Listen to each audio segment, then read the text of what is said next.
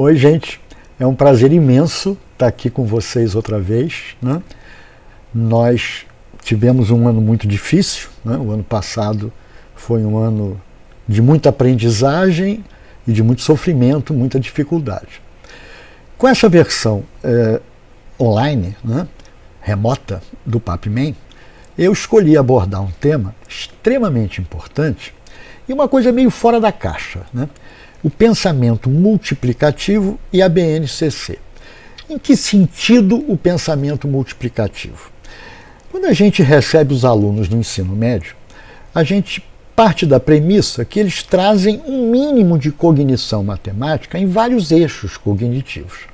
Claro, isso não é uma verdade, isso é um desejo, isso não ocorre, mas é muito interessante eu poder ser capaz de descrever quais são esses eixos para eu poder ajudá-los, caso eu perceba uma dificuldade nessa linha. Por outro lado,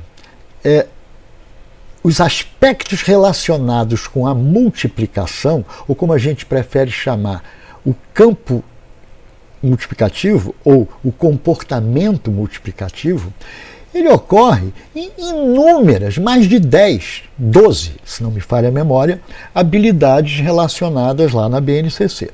Então nós vamos começar dando uma visão geral do que eu espero do meu aluno, e que eu sei que ele não possui isso de maneira completa, e depois nós vamos abordar um tema com determinado aporte teórico, que eu também vou mencionar a vocês, que, digamos assim, é uma visão fora da caixa, né? Uma visão mais holística, porque o nosso aluno, ele, de um determinado assunto, porque o nosso aluno, ele, por conta dos livros, por conta de tudo, né, ele vai aprendendo os assuntos de maneira compartimentada e ele não percebe muitas vezes que ele está falando da mesma coisa que falou ano passado, embora o tema seja outro. Então, o que eu vou procurar fazer é trabalhar um tema que daqui a pouco eu digo qual é, né, e fazer a ligação dele com as habilidades da BNCC para ensino médio, ok? Então vamos em frente. Áreas de cognição. Coisas que eu gostaria que o meu aluno trouxesse para o ensino médio. Um pouquinho de visão espacial. Dominar minimamente o campo aditivo. O que eu chamo de campo aditivo são as questões relacionadas à adição e subtração. Ou seja, eu estou pensando simultaneamente em tudo aquilo que vem lá desde o ensino na pré-escola, né? Ensino infantil e fundamental 1, primeira fase, quer dizer, onde ele domina todo o campo aditivo. Em seguida, obviamente, se segue o campo multiplicativo, que é o tema central da nossa aula, ou seja, também vamos trabalhar com campo aditivo em paralelo um pouquinho, mas na verdade o que eu quero mostrar é a importância da abordagem do campo multiplicativo para o ensino médio. Muito bem. Contagem. Seria ótimo que o aluno trouxesse, né, mecanismos inteligentes de contagem, né, que ele soubesse contar aditivamente, multiplicativamente, de uma forma razoável para a maturidade do ensino médio. Não é o que ocorre. Também que ele fosse capaz de perceber recorrências, né? Um exemplo típico, vai aprender PA. Você tem uma recorrência, progressão aritmética. Cada cara é o anterior, mais uma constante, blá, blá, blá, blá, blá, blá. Então, se ele puder ter uma percepção do ato de recorrer, de iterar, né, seria muito interessante. Também não tem. Álgebra, por que eu botei esse na álgebra? Porque a álgebra, ela é uma ferramenta poderosíssima, mas eu tenho uma visão da álgebra que é o outro lado, o lado negro da álgebra. O lado negro da álgebra é aquele que emburrece o aluno, onde ele pode resolver o problema com uma simples fração do todo, né, para matar uma determinada questão, uma questão de percentagem ou uma questão de área, e ele mete x, y, z para tudo quanto é lado, emburrecendo, porque ele mecaniza um procedimento de criar variáveis e o raciocínio puro numérico vai para o beleléu, porque ele não usa, atrofia. Então vamos lá. Visão espacial. Eu, no ano passado, em janeiro, eu fiz uma apresentação que dizia respeito a oficinas para ensino fundamental, onde eu abordei esse tipo de questão, como é importante o aluno brincar com formas, encaixamento de formas, até em exercícios mais complicados. Quem tiver interesse, vai lá, que está lá na nossa palestra de janeiro, janeiro de 2020. Campo aditivo. Eu vou colocar uma questão aparentemente banal. João possui 3 balas e Maria 10. Quantas balas possuem ao todo? Claro, isso não é uma questão para o ensino médio, isso é uma questão colocada lá no comecinho do primeiro ano. Né? Agora vamos a um segundo problema. João possui 3 balas e Maria 10. Igualzinho o início. Agora vamos ver o que eu pergunto. Quantas balas João precisa ganhar para ficar com a mesma quantidade de balas que Maria? Gente, a diferença do nível de dificuldade do segundo exercício para o primeiro é abismal. As professoras do infantil e especial do ensino fundamental 1, primeiro e segundo ano, elas têm toda uma habilidade e conhecem isso, onde a gente trabalha muito as palavras juntar, acrescentar, separar, retirar, que estão na BNCC do ensino fundamental 1. Se você for olhar lá a BNCC, você vai ver que em pelo menos 20 das habilidades, entre primeiro e segundo ano, estão sempre falando em desenvolver, operação de adição, juntar, acrescentar, blá blá blá. É isso aí. Só que existem problemas, não obstante, no campo aditivo, que são interessantes. Por exemplo, eu não sei a altura do gato e não sei a altura da tartaruga, mas eu sei a altura da mesa. E você? Sabe a altura da mesa? Campo multiplicativo. Vocês acham que eu vou responder? Claro que não. Depois vocês se divirtam com isso. Campo multiplicativo. Também eu espero que o aluno tenha uma percepção, né, envolvendo contagem, mas eu queria fazer um comentário. O nosso referencial teórico, que eu vou abordar daqui a pouquinho, ele não gosta muito dessa definição de habilidade, não. E também porque ele parte da premissa que não há campos de conhecimento estantes. Um exemplo como esse. Quando eu vou olhar qual é a quantidade de Pinóquios que eu tenho nessa figura, eu posso tirar partido de questões de visão espacial, né, de simetrias da figura. Ou eu posso ser mais ainda ingênuo, né? Posso ser uma criança pequena, que eu vou contar no dedo. 1, 2, 3, 4, 5. Eu posso perceber que tem linhas um pouco assim esquisitas, que tem 7 caras em cada linha. Mas eu talvez pudesse ter percebido que essa figura tem um centro de simetria. E eu poderia tentar ver se aqui não fica uma coisa legal, né? Ou seja, 6 vezes 4 Pinóquios mais 4 Pinóquios. Ou ainda, se eu sou mais malandro, perceber que eu tenho uma simetria, né? Onde eu repetindo, né? Planificando com esse ladrilho o meu chão, eu tenho a totalidade dos meus Pinóquios. Ou seja, não existe contagem, campo multiplicativo, sem a interferência de outros campos de conhecimento. Né? Vamos a um outro exemplo mais interessante, e que eu vou passar batido, fica como dever de casa.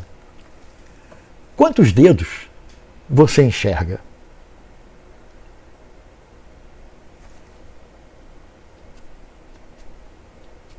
Vamos em frente.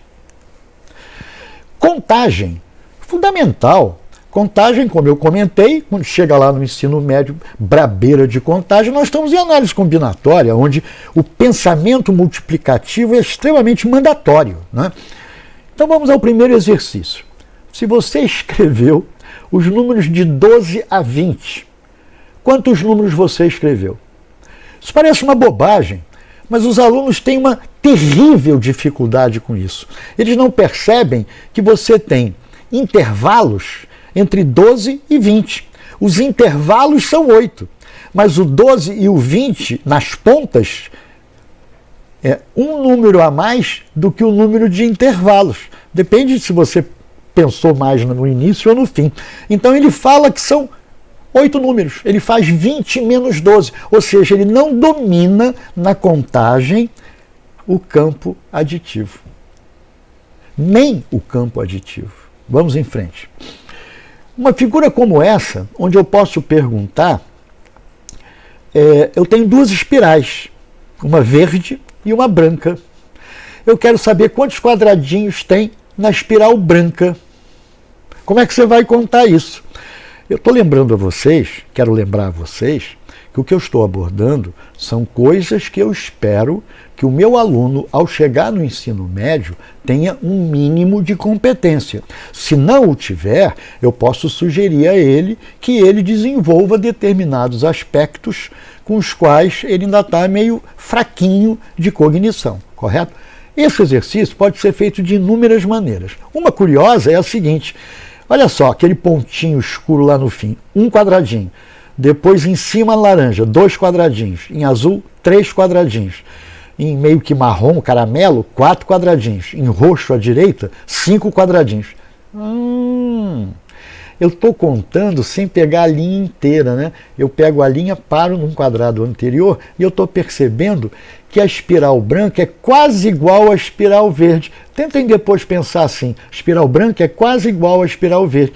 O que você tem que tirar da espiral verde para ela ficar igual à espiral branca, no sentido do desenho espacial, né? Aí você subtrai do total de quadradinhos o verde a mais e divide por 2, né? É uma possibilidade, tem várias. Muito bem. Agora, caso clássico, que você tem recorrência, contagem, campo aditivo, campo multiplicativo. Olha a quantidade de recursos que você tem que mobilizar para descobrir, por exemplo, quantos quadradinhos tem a quinta figura, né? Então, olha só. Eu posso imaginar que eu botei um quadradinho em volta do quadradinho preto original, né? Então, eu botei em cada lado do quadradinho original um quadrado. Então, um quadradinho vezes 4. Eu repeti 4 vezes. Agora, olha que interessante. Aqui, eu posso imaginar que eu botei 2 quadradinhos, 2 quadradinhos, 2 quadradinhos e 2 quadradinhos. Eu botei 2 quadradinhos 4 vezes. Depois eu vou botar 3 quadradinhos 4 vezes. Então, essas coisas a gente vai armazenando numa memória genial que a gente tem, que permite que as sinapses deem em função da experiência adquirida, né? Observa que no exercício da espiral e nesse exercício eu usei a mesma estratégia. Eu usei a estratégia de contar isso de uma maneira esperta. Ao invés de querer contar a linha inteira ou a sequência inteira, eu paro antes, para que eu consiga fechar com figuras ou contagens iguais, não é? Vamos em frente. Recorrência. Uma coisa que hoje, inclusive, né, com as aulas que o Paulo está dando de algoritmos, é o V0, né? É o antes de você pensar em algoritmos, você tem que ser capaz de pelo menos perceber uma recorrência. E a plataforma ideal para isso, obviamente, são as planilhas. Lembro aqueles que ainda não me conhecem que nós fizemos a apresentação em janeiro de 2019 e em julho de 2019 de um curso de planilhas, né? E eu fiquei muito feliz porque recentemente eu fui ver o número de acessos, que na época do curso era por volta de 3 mil, da primeira palestra em janeiro de 2019. Eu acho que está em 7 mil, ou seja, que legal que os professores estão começando a perceber que essa ferramenta é vital, até porque hoje ela consta da BNCC. Então, recorrência. Para calcular n ao quadrado tendo n, eu não tenho uma recorrência, eu tenho só uma formuleta. Mas para calcular a soma dos quadrados, para calcular n fatorial, eu tenho uma iteração, eu tenho uma recorrência, né? Planilhas não têm o controle de fluxo, como tem as linguagens de programação, diretamente. Embora tenha condicional, né, que o Paulo já abordou, e os mecanismos de repetição, não tem um mecanismo explícito para aqui, né, para agora. Não tem. Mas você tem o processo iterativo riquíssimo, que permite, como nós veremos, uma série de coisas sensacionais nos exemplos que eu vou mostrar a seguir. Você quer gerar uma progressão aritmética e uma progressão geométrica. Quer gerar os números da sequência de Fibonacci. Muito simples numa planilha, usando a recorrência. Agora, tem uma coisa bacana. Você tem, por exemplo, radicais embutidos ou as famosas frações contínuas, né? A pergunta é, caramba, se eu puser uma cacetada de radicais, esse 2, 2, 2, 2, 2 vai convergir para quanto? Coloca numa planilha. Imagina que o primeiro cara da sequência que você está querendo gerar seja o 2 só com uma raiz, né? Depois você tem 2 raízes, depois você tem 3 raízes, sempre calculando o seguinte a partir do anterior, marotamente. Idem para a fração contínua. Começa no 1, depois 1 mais 1 sobre 1, depois 1 e assim por diante. Como é que eu gero a terceira fração? Como é que eu escrevo a terceira fração? Calculo a partir da segunda. Então, esses mecanismos em planilha são vitais porque você faz hipóteses em planilha, você calcula limites em planilha, você testa relações interessantes, por exemplo, soma dos quadrados dos naturais. Existe uma formuleta para isso. Soma dos cubos, não é verdade? Soma dos números de Fibonacci, soma dos quadrados, produtos de seguintes, um seguinte ao outro. Ou seja, é muito interessante você criar suas hipóteses de trabalho a partir da observação de uma planilha. Vamos em frente. Álgebra. Por que eu botei um na álgebra? Porque a álgebra é uma ferramenta poderosíssima. Mas o que acontece? Eu conheço o lado negro da álgebra. Porque quem dá aula há muitos anos, desde o nível médio de marcha ré até infantil, sabe perfeitamente que o aluno perde cognição aritmética por culpa única e exclusiva da álgebra. Porque às vezes o problema é trivial e o camarada quer botar X no problema. Olha um primeiro exemplo. O salário de Wagner é 20% do salário de seu chefe. Vou parar aí. É 20%? Como diz meu neto. Ora, vovô, 20% é 1/5. Eu digo, legal, 1/5. De quanto deveria ser aumentado o salário de Wagner para ficar igual ao do seu chefe? Ora, se o chefe ganha 5 vezes o que o Wagner ganha, eu preciso aumentar em 4 vezes. Ora, mas aumentar em 4 vezes é escrever o 4 em percentagem, 400%. Eu já vi aluno botar X e Y nesse problema, né? Um outro exemplo que vai ficar para vocês, né? Depois vocês veem. Não precisa de X e Y, né? Você usa fração. Muito bem. Papman, janeiro 2020. Por que eu estou retomando isso? Porque eu comentei que eu tenho um referencial teórico para fazer uma abordagem de um tema, que eu ainda não disse qual é, mas já dei uma dica, né? Que foi lá nas oficinas de 2020.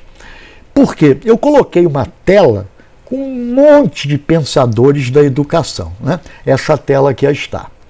E comentamos rapidamente algumas coisas na última palestra, né, em janeiro do ano passado, e eu quero enfatizar 2 caras muito importantes. Não que a gente vai estudá-los profundamente, não se trata disso, mas é o Gérard Vergniaud, que já esteve no Brasil, ele é francês, Gérard Vergniaud. Ele já esteve no Brasil, há vários escritos sobre ele, né? E o Stanislas Dehaene, que é também francês. O Stanislas Dehaene, eu comentei na aula anterior, dizendo o seguinte, é um dos maiores neurologistas da atualidade, neurocientistas da atualidade. Ele começou provando, né? Existem vários trabalhos, o dele é um dos mais interessantes, que quando a criança desenvolve uma cognição geométrica, ela naturalmente melhora a sua cognição numérica, a sua numerácia. Hoje ele não está tão interessado nessa questão. Ele está indo muito além. Ele está fazendo pesquisas sensacionais sobre como se dá o aprender a ler. Se vocês entrarem no YouTube, escreverem Stanislas Dehaene, YouTube, vocês vão bater com uma palestra sensacional deles, que eu sei que interessa mais as professoras da pré-escola, né? Como é interessante fazer o letramento? Por fonemas ou por letras? É nessa questão que ele está trabalhando. E, na verdade, o aletramento numérico também se dá, na verdade? Então, daí a importância dessa palestra para vocês olharem depois com calma. O Gerard Verneau é o cara que criou o nosso referencial teórico, que é chamado campo conceitual. O que se entende por campos conceituais? Eu não vou teorizar a respeito disso. O que eu vou chamar a atenção é uma das contribuições do Gerard Verneau no que ele chama de campo conceitual. Primeiro, que ele redefine o que ele entende por habilidade, ele não é tão favorável a esse esquema que a gente usa atualmente, mas o maior mérito é o trabalho que ele propicia a gente em vários campos de saber. Por exemplo, eu estou olhando para a questão multiplicativa.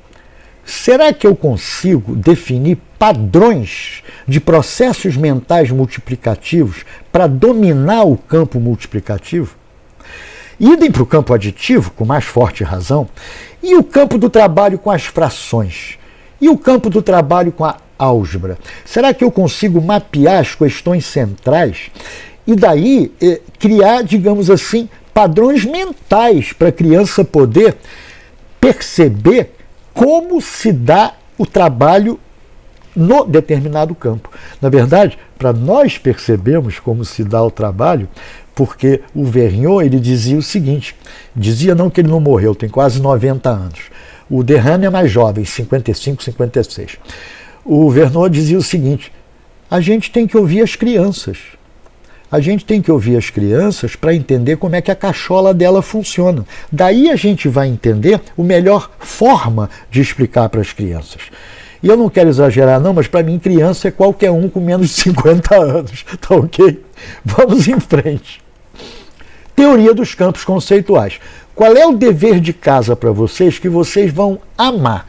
Tudo na vida tem uma curva de aprendizado, né? Eu vou indicar esse texto do terceiro simpósio que houve no Ceará, se não me falha a memória, da pessoa que mais escreve sobre Vergniaud, que é a Sandra Magina. Ela é PhD em Educação da Universidade de São Paulo, PUC de São Paulo. Volta e meia ela vai para o ESC e também trabalhou em vários seminários. Ela tem vários livros publicados, obviamente que eu os tenho, né? Mas esse artigo vai dar a vocês a percepção de como é que a gente mapeia modelos mentais que as crianças usam para compreender as diversas variantes, no caso do campo multiplicativo. Então, o campo conceitual multiplicativo, ela mapeia de uma forma sensacional, ela foi um pouquinho além do que o Vergniaud publicou, e ela criou esse esquema, né, de estruturas multiplicativas. As quaternárias são aquelas que trabalham com 4 números. As terciárias são as que trabalham com 3 números. Eu vou dar 2 exemplos banais para vocês depois lerem o artigo, que vocês vão adorar compreender esse negócio. Imagina o seguinte, eu chego e digo que uma bala custa R$5. Aí eu pergunto quanto custa 5 balas. A gente chama isso um esquema do tipo 1 para muitos, porque eu conheço a unidade de referência. Então é muito fácil fazer essa conta. Agora, se eu digo que uma dúzia de bananas custa tanto, e pergunto quanto custa 3 dúzias e meia, ou pior, 17 bananas, é muitos para muitos, porque eu tenho que ir para a unidade e voltar. E eu tenho 2 unidades diferentes, dinheiro e quantidade de bananas. Então, esse esquema das estruturas multiplicativas, a gente não tem, infelizmente, tempo para abordar isso, e seria talvez maçante para vocês, sem eu falar no mais interessante, que é como trabalhar isso lá no ensino médio para facilitar os alunos, né? Mas não esqueçam de ler, vocês não vão se arrepender. Vou tocar o bonde por conta da nossa pressão de tempo. Competências específicas da matemática, da BNCC, as 5 competências específicas. Vamos abordar cada uma. Primeiro, a primeira, utilizar estratégias conceitos e procedimentos matemáticos para interpretar situações, aí vai. Blá, blá, blá, blá, blá, blá. Por que eu chamo de blá, blá, blá? Porque, gente, questões socioeconômicas da natureza humanas, os livros não me ajudam nisso. Os livros de matemática, assim, resolva a equação 2x2 menos 3x mais 4. Então, os próprios professores não têm insumos para isso. E pior, eu sou um pouquinho radical em algumas posições. Gente, quem faz a cabeça do interesse pela matemática da coisa ou não, mas nas ciências humanas, sociais, quem me faz um cidadão legal? Filosofia, sociologia, história, geografia, e a gente sabe a importância que o MEC atualmente dá para isso, não é verdade? Então, eu vejo essa primeira competência como modelagem. Utilizar estratégias, conceitos e procedimentos matemáticos para interpretar o mundo, eu estou modelando as coisas.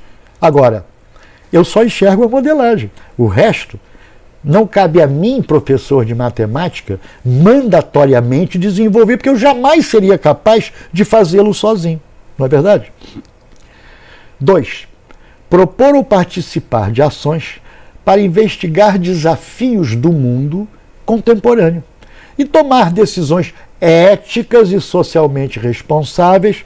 Não vou continuar a leitura, porque eu acho que eu leio a mesma coisa que a anterior. Modelos, modelagem e a minha capacidade de ser empático ao outro, empático ao mundo, né? Isso não se aprende na aula de matemática. Desculpem. Utilizar estratégias, conceitos, definições e procedimentos matemáticos para interpretar, construir modelos, resolver problemas em diversos contextos, blá, blá, blá, construir uma argumentação consistente. Ora, construir modelo pressupõe eu ter uma argumentação consistente. Vamos trabalhar o método científico, então, com os alunos, não é? Muito bem, continuo vendo modelagem. Compreender e utilizar com flexibilidade e precisão diversos registros de representação matemática. Isso é interessantíssimo. Isso é a semiótica. Mas a matemática faz isso, né? A matemática tem vários registros de representação, tabelas, álgebra, desenho, geometria, vários registros de representação que fazem a riqueza dela. Então, nós estamos trabalhando, naturalmente, isso é trabalhado naturalmente na matemática. Então, isso é uma competência específica importante. Investigar e estabelecer conjecturas, isso é fundamental, a respeito de diferentes conceitos e propriedades matemáticas, e aí ele diz, está precisando justificar, está precisando provar. Então aqui ele aborda realmente uma coisa que é, você está atento à prova do que você está dizendo, da justificativa do que você está dizendo? Uma coisa é o seu modelo, outra coisa são as teorias que você usa. Você tem consciência delas? Então, no fundo, nós temos 3 competências para modelar o mundo, usando a matemática, várias formas de representação, que seria a semiótica, e estar atento à justificativa das coisas que você modela, que seria o último item. Agora, vamos ver contextos aditivos e multiplicativos. Estamos nos aproximando da BNCC nas habilidades, né? Bom, eu joguei logo um monte, que o que eu quero chamar a atenção é o seguinte. Se você abordar pela tangente aspectos aditivos, e abordar, mandatoriamente aspectos multiplicativos, você está fatalmente indo de encontro a várias questões explícitas na BNCC. Esquece fração e percentagem, né? Porque ela está implícita por causa dos anos anteriores, mas razão, taxa e índices. Juros. Se forem, evidentemente, juros simples, aditivamente. Se forem juros compostos, multiplicadamente. Média geométrica, média aritmética. progressão aritmética, geométrica, progressão aritmética. Ordem de grandeza, um item explícito da BNCC, que a gente vai abordar aqui explicitamente. Semelhança e homotetia dizem respeito a comparar uma figura com a outra, né? Então você está olhando o aspecto de espichamento e encolhimento, aspectos multiplicativos. Medida. Ora, o que é medir? Medir é comparar. Se medir é comparar, por trás disso, fortemente, está o campo multiplicativo. Função exponencial e reta. Já vamos ver. Campo aditivo para reta, multiplicativo para exponencial. Contagem, já comentamos, né? Dependendo do problema de contagem, você está com várias abordagens aditivas e fortemente com abordagens multiplicativas. E probabilidade como consequência dos métodos e procedimentos de contagem. Vamos em frente. Esses itens, esses 5 itens, eu vou abordar, digamos assim, por que eu estou apresentando o que eu estou apresentando a seguir? Por causa desses itens. Eu tiro áreas de volumes que eu abordo um aspecto que eu considero extremamente importante lá no finalzinho. Mas, basicamente, os 3 itens da esquerda e função exponencial e reta é exatamente o motivo da nossa palestra. Pontapé inicial que eu escolhi. Como é que eu vou abordar essa traquitana? Médias. Olha só, vou falar coisas óbvias e coisas não óbvias. Primeiro, a etimologia da palavra média. A etimologia da palavra média de origem latina, né? Por exemplo, brasileira, português, é trivial. É estar no meio de, estar entre. Agora, olha que interessante. Eu fui buscar a etimologia da palavra média em inglês, average. Olha que coisa sensacional. 800 anos antes de Cristo, quando você fretava um navio, quer dizer, na verdade, você comprava um frete para a sua mercadoria, você pagava um tanto. Só que às vezes dava uma confusão danada e em alto mar você tinha que, o comandante tinha que jogar fora uma mercadoria. O que acontecia? Se ele tivesse que jogar fora uma mercadoria, todos os demais contratantes tinham que se ratear proporcionalmente ao valor das suas mercadorias para pagar ao proprietário a mercadoria que teve que ser jogada ao mar. Ou seja, o custo da perda é uma divisão proporcional ao valor das mercadorias transportadas. E olha que interessante. Em espanhol é culpa, em alemão é dano, destruição. Em holandês, a palavra média, né? Average. Avaride, sei lá se é exatamente assim que se pronuncia em holandês, acidente. Em árabe, a própria mercadoria danificada. Isso é absolutamente sensacional, né? E eu acho muito importante a gente estar sempre em busca da etimologia, porque, por exemplo, meu filho é médico. Ele diz, papai, se eu não tivesse estudado um pouco de latim e de grego, eu estava ferrado. Porque como é que eu ia conseguir memorizar os nomes do nada, né, da medicina como um todo? Impossível. Eu tive o privilégio de estudar latim, né? Eu estudei 1 ano de latim. Caramba, achava sensacional. Foi uma das vezes que eu tenho até uma história engraçada para contar. Eu vou dar uma de Ledo, que a gente tem um jeitão parecido, né? Eu saí de uma prova de latim achando que eu tinha tirado 9. Eu tirei 4. Eu fiquei tremendamente frustrado, porque eu achava latim uma coisa tão lógica, mas eu acho que não era o meu departamento. Vamos em frente. Primeira média, aditiva. Bom, claro, média aritmética, a velha média aritmética, entre 3 e 4. O que a gente sabe sobre a média aritmética? Bom, a média aritmética, que eu já conheço, né, já aprendi, ela, se eu colocar num eixo os valores, a média vai corresponder ao ponto que é a média do segmento, né, o ponto médio do segmento. Agora vamos olhar com outro olhar. Desvios.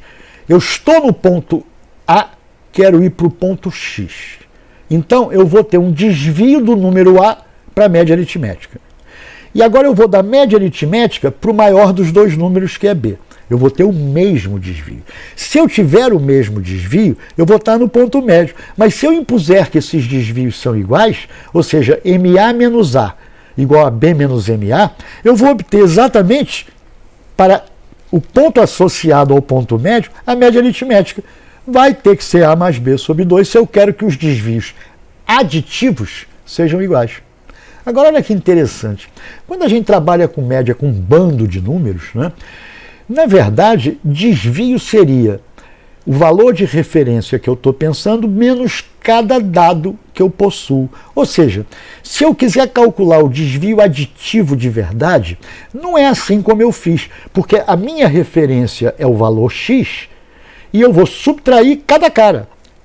Então seria x menos a é o desvio de A com relação a x.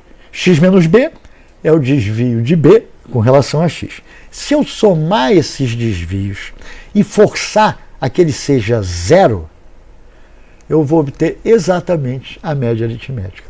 Então, a média aritmética é exatamente o valor de referência que zera, que anula os desvios de todos os valores que eu disponho com relação ao valor de referência.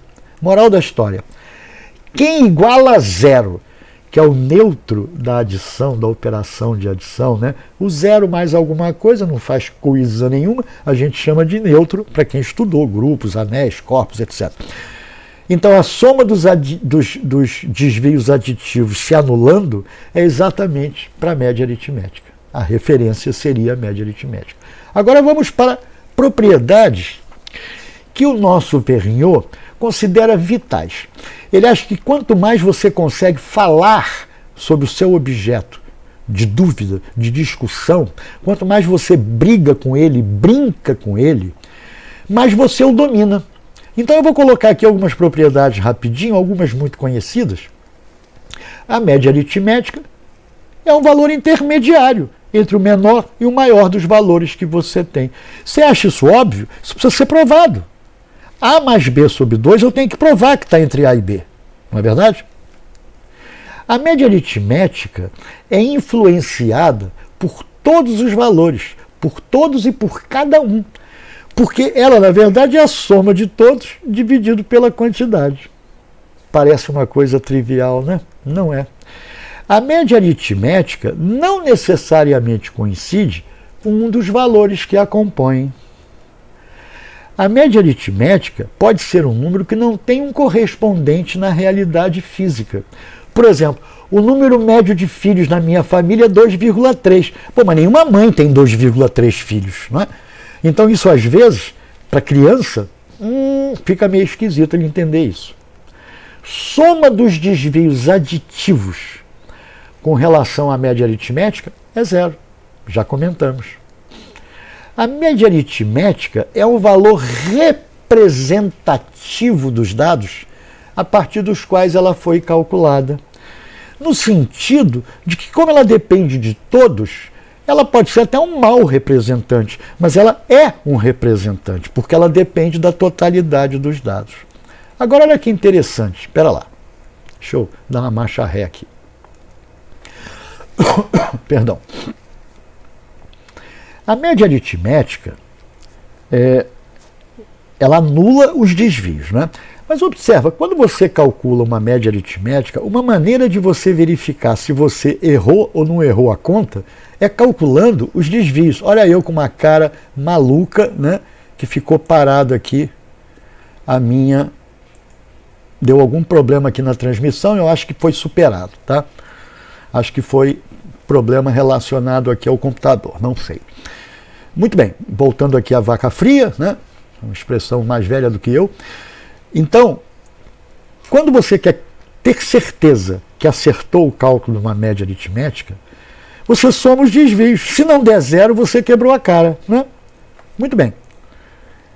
Mas os desvios, eles são positivos ou negativos, porque se o cara é maior que a média ou menor que a média.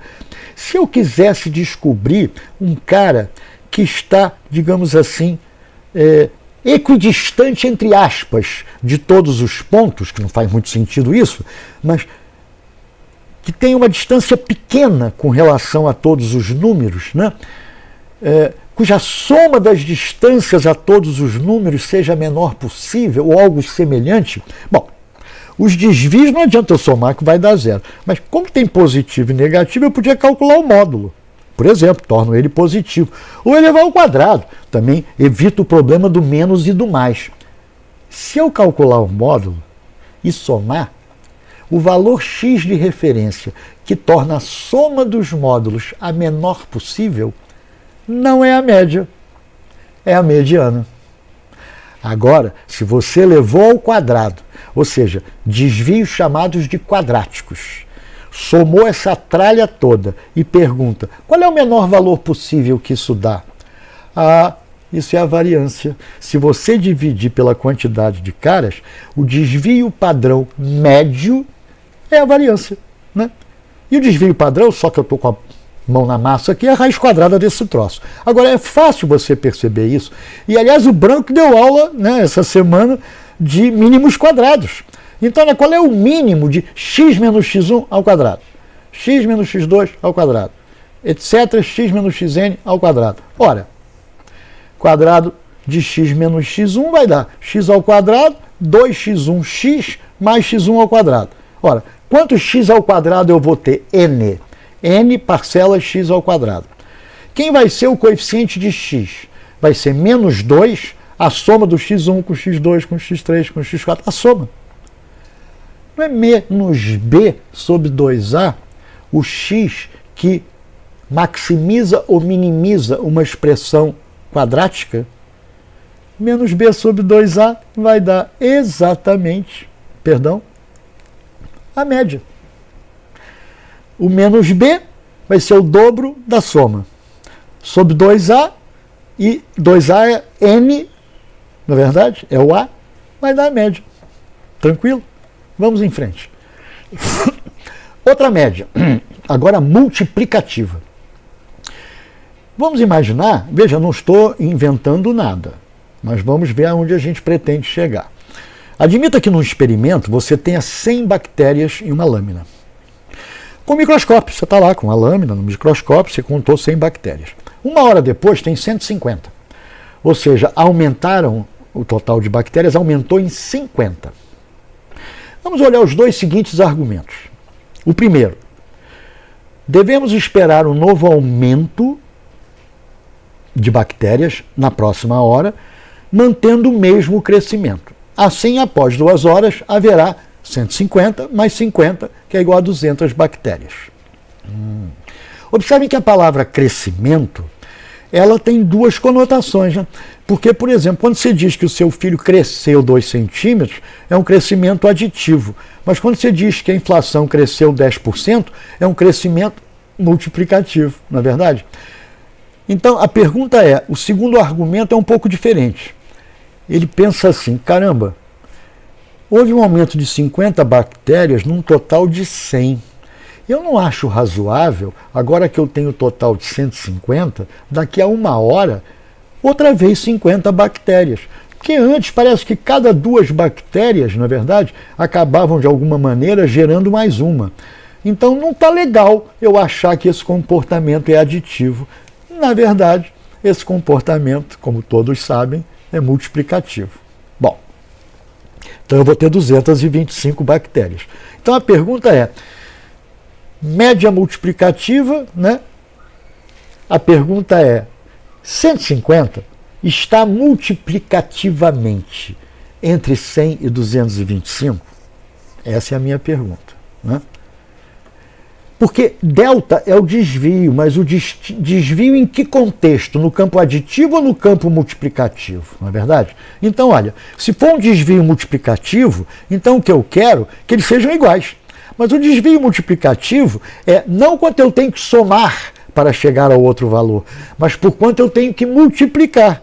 Então é claro que m sobre a é igual a b sobre m. Eu vou chegar, obviamente, na média geométrica, né? Deixa eu me azeitar aqui na cadeira. Muito bem. Agora, desvios multiplicativos de A e B com relação a x.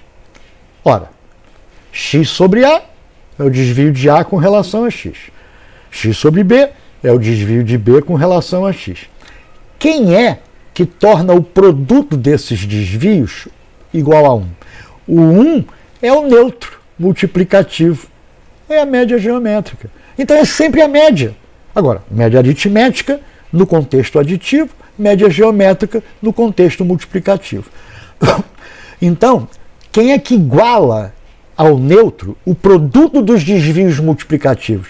É a média geométrica. Vamos tocar o bonde. Estar mais perto de. Isso é muito interessante e muito importante. Aditiva ou multiplicativamente?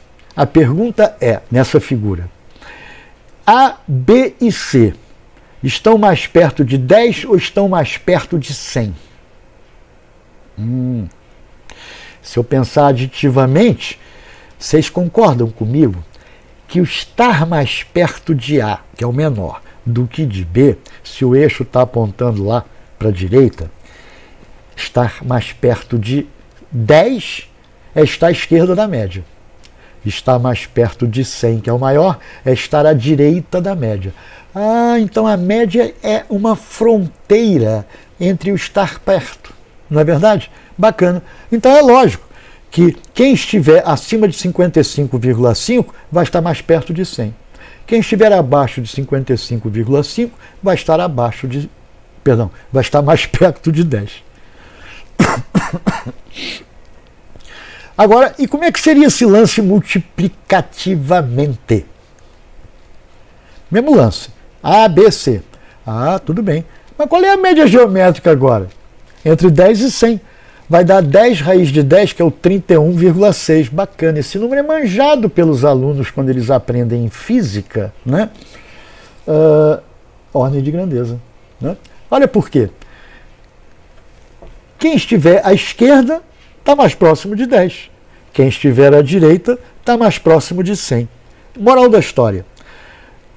É uma brincadeira interessante. Você, quando fala em estar mais perto, estar mais longe, né? Quando eu pergunto qual é a distância daqui a São Paulo, né? A gente tem muito a nossa distância, a distância euclidiana, né? Mas caramba, a distância entre Rio e São Paulo ela não é euclidiana, eu não vou por um buraco, eu vou pela superfície da Terra. Então é muito interessante, inclusive quem tem interesse, né, na geometria esférica, na trigonometria esférica, essa é a geometria do nosso mundo real, né? Pelo menos essa é melhor do que a euclidiana. Mas é uma aproximação, né? As nossas distâncias não são calculadas numa reta, não é verdade? Se eu quero ir daqui para Manaus, tá ok? E aqui então é a mesma coisa. Eu estou mais próximo de quem?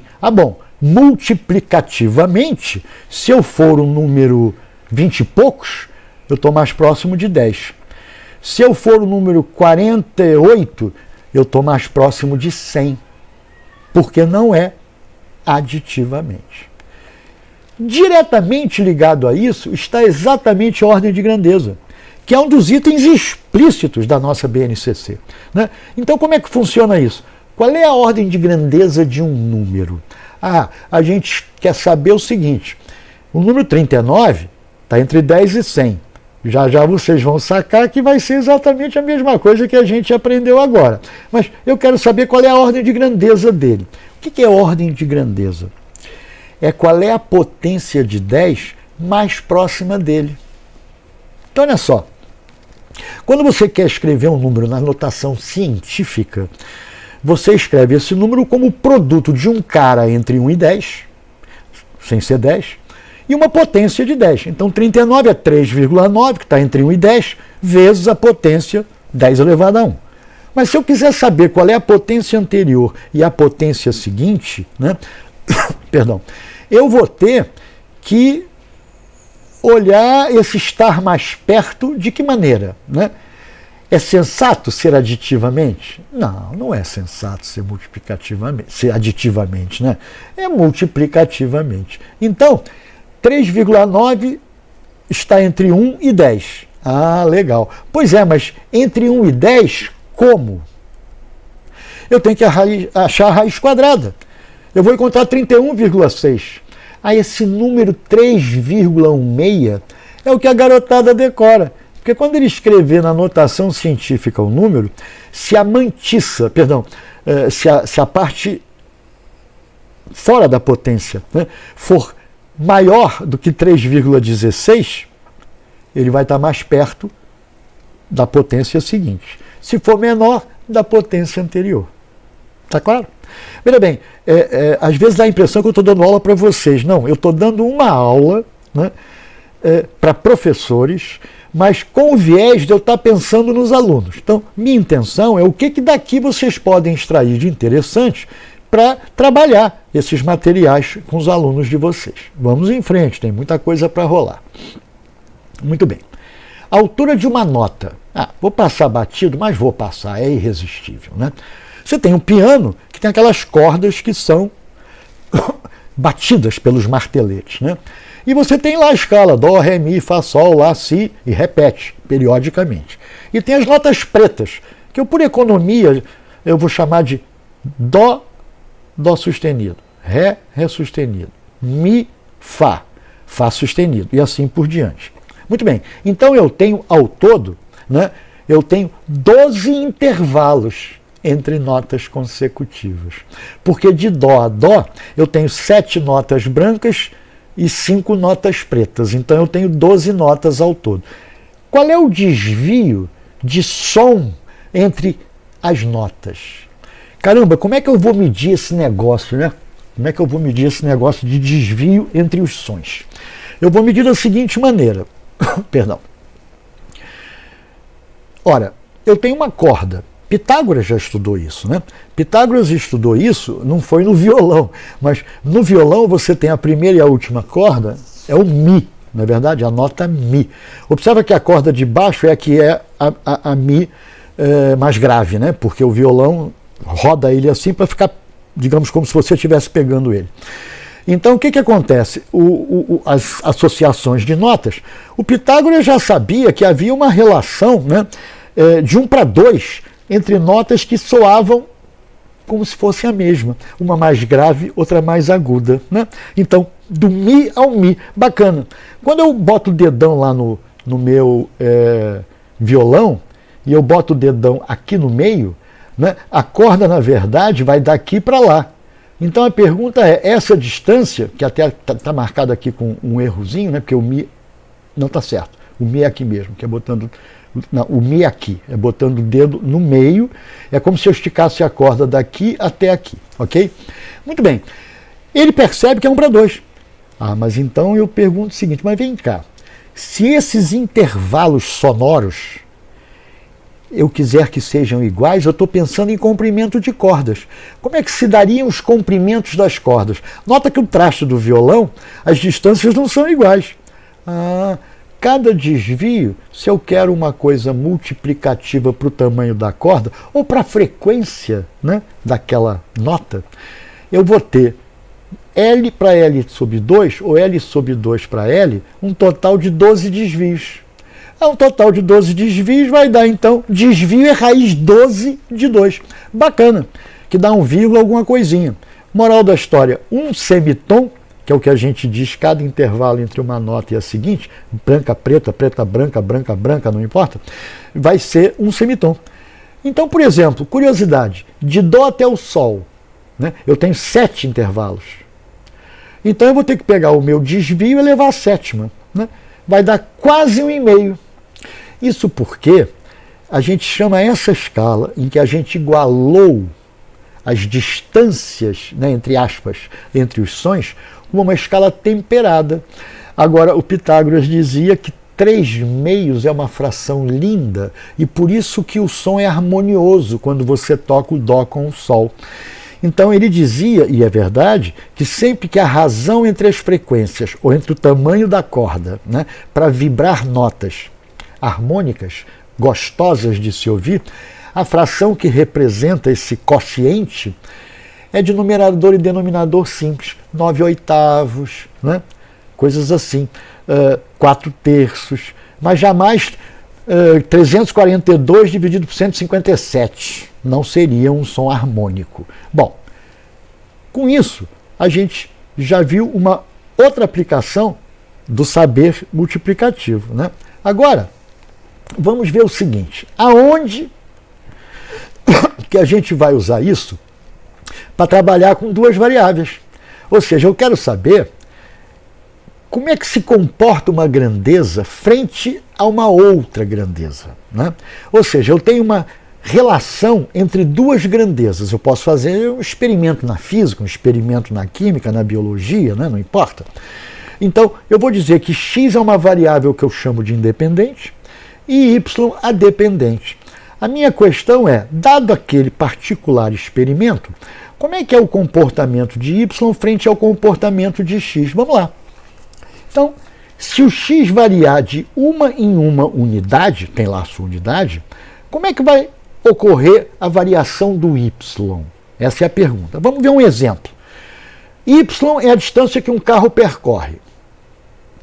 Aí eu vou dizer que a velocidade é constante.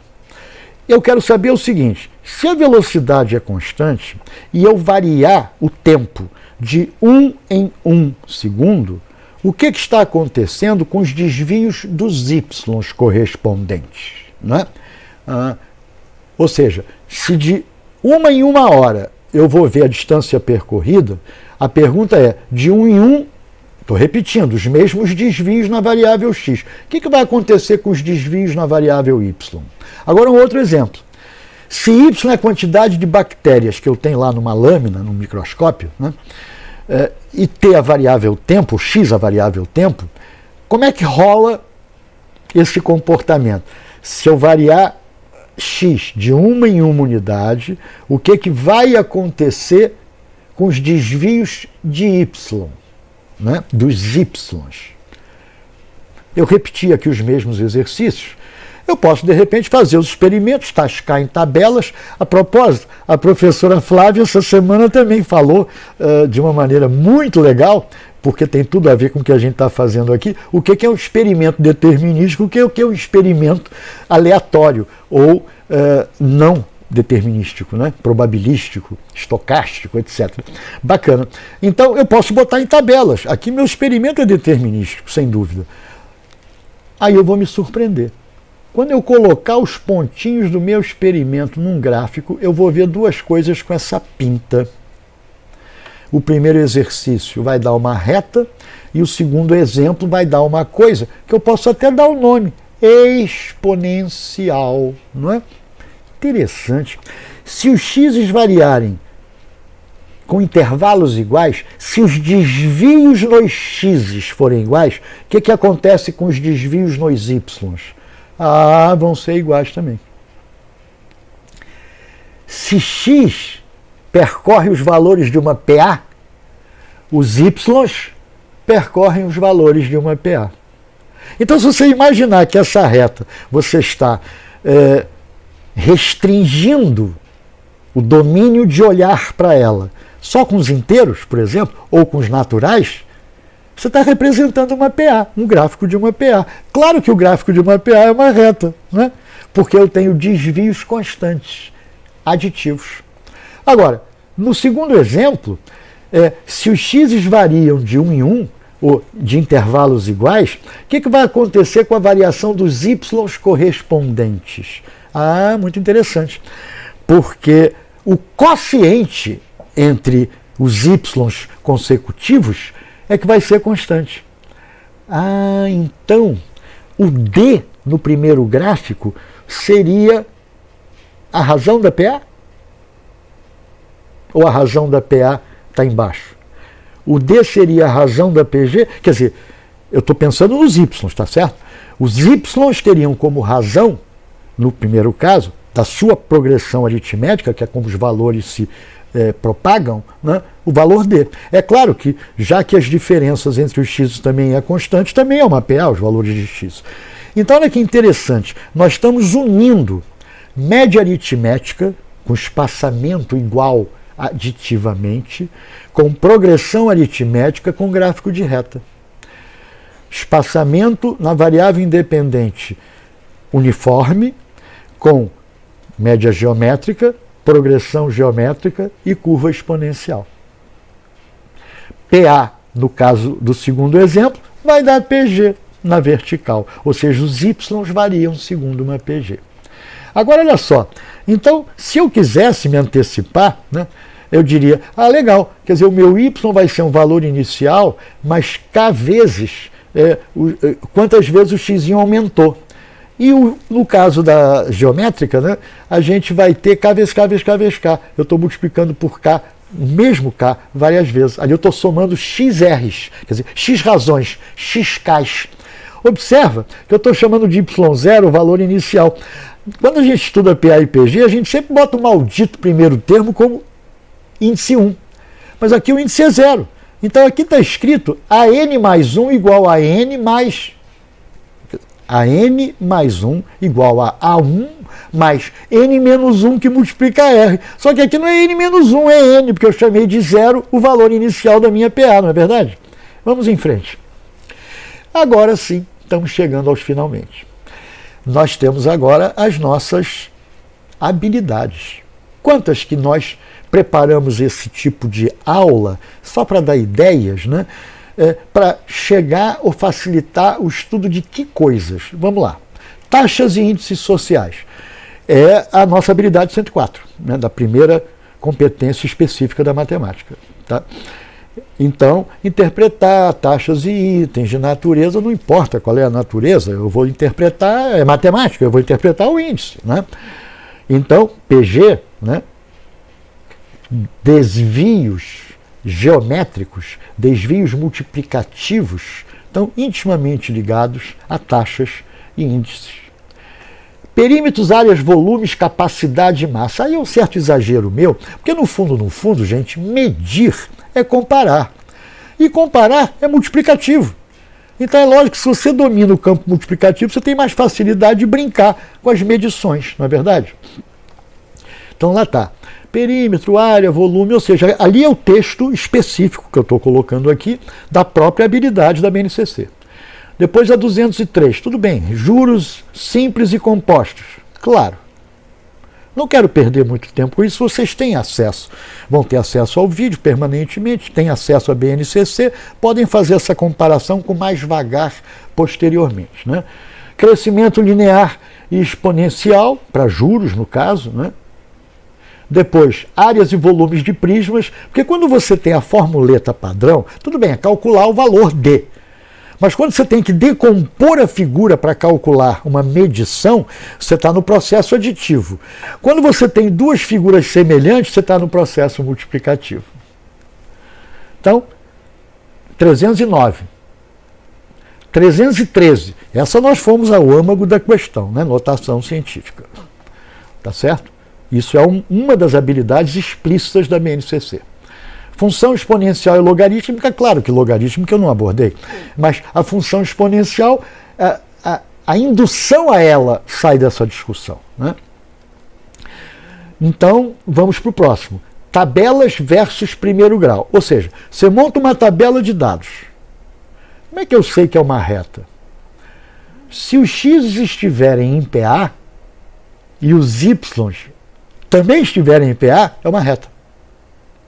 Claro que se não estiverem com desvios iguais os x's, aí eu vou trabalhar no campo da proporção, porque aí eu tenho que, como digamos assim, dividir os x's em intervalos iguais para sacar o lance aditivo, senão eu estou no lance multiplicativo. Muito bem. Volumes de sólidos por conta da questão da homotetia, da semelhança, etc. Né? Não tem muita dificuldade de perceber que a nossa discussão ajuda a isso, mas eu vou abordar isso um pouquinho à frente. PAs e retas, óbvio. PGs exponenciais, vejam, são habilidades específicas, explícitas da BNCC. Depois, duas variáveis vezes retas. Eu acabei de mencionar. Né? Como é que uma tabela eu sei que é reta ou vice-versa ao contrário. Tranquilo. Muito bem. O que eu gostaria de abordar quase para finalizar?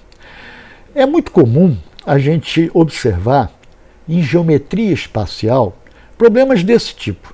Problemas que caem tipicamente no vestibular. Vamos olhar o terceiro problema. Né? Observe que quando a gente trabalha com área e volume, né, Área, a gente diz na física, que tem dimensional L ao quadrado, ou seja, a medida de uma área envolve o produto de dois comprimentos, de duas grandezas de comprimento. De volume 3, a gente diz que é L3. Ou seja, se alguém chegar para mim e me der uma fórmula maluca para calcular volume de uma coisa doida, multiplicando 4 segmentos, eu vou dizer, isso não pode ser uma fórmula de volume, porque volume, a dimensional, é L vezes L vezes L. Então, olha que interessante. Se você tem duas figuras com a mesma forma, né, ou seja, são semelhantes, né, tem a mesma pinta, você espichou uma delas para o dobro. Todas as dimensões de distâncias entre pontos da figura são o dobro das distâncias correspondentes da figura menor. Então, você multiplicou por 2 todo mundo na figura 2, né? Obteve a figura 2. Ora, se para calcular volume você tem que multiplicar em algum nível 3 dimensões, é claro que se você dobrou uma dimensão, dobrou outra, vai ficar 2 vezes 2 vezes 2, vai multiplicar por 8 o volume, né? Por que eu estou fazendo esse comentário? Porque esse uso, tanto em áreas como volumes, é um tremendo quebra-galho. Você anda muito mais rápido. Por exemplo, veja um terceiro problema que eu coloquei aqui. O sujeito diz que tem uma pirâmide de base quadrangular, ele corta 2 planos paralelos, né, e vai obter uma pirâmidezinha em cima. Esses 2 planos paralelos à base cortam as arestas a 1/3 delas. Então, observa, eu vou perceber que eu tenho uma pirâmidezinha que é 1/3 da pirâmide grande. Se eu juntar essa piramidezinha com a azul, que é um tronco, eu vou ter 2/3, 2 para 3 da pirâmide grande. Mas ele quer o volume da parte azul do tronco. Ora, o volume da piramidezinha é 1/27 do volume da pirâmide grande. O volume da piramidezinha com o tronco, que é uma pirâmide média, vai ser naturalmente 2/3 ao cubo, ou seja, vai dar 8/27, concordam? 8/27. 8/27 menos 1/27 dá 7/27. Ele, nesse exercício, exatamente para me economizar tempo, ele deu de graça o volume que nem precisava, 108 centímetros cúbicos. 108 é divisível por 27, dá 4. Né? Então, era 1/27, 8/27 dá 7/27. 7 vezes 4, 28 seria a resposta, centímetros cúbicos. Então, esse tipo de raciocínio, que eu enfatizo muito quando eu apresento para os meus alunos alguma coisa relacionada à geometria, está no âmbito do contexto multiplicativo. Muito bem. Eu agora só vou mostrar para vocês que a gente tem aqui todas as habilidades, né, como se diz, listadas, mas eu vou passar direto porque isso não é importante, né? Vocês podem parar onde quiserem, vocês têm o documento da BNCC, eu aqui estou simplesmente listando todas para vocês terem registrado isso no próprio vídeo, tá certo? Então, de uma certa maneira, vocês pegam um documento, o importante mesmo são as habilidades a que eu dei ênfase, não é verdade? Porque essas são as habilidades que a gente ajudou a construir através do nosso discurso, ok? Então eu quero agradecer a vocês, espero que esse tipo de abordagem tenha sido útil para vocês e vamos ver se nós já conseguimos com as vacinas, né, ter um novo PAPMEM em julho presencial. Então, um grande beijo para todos e aproveitem bastante. Até a próxima.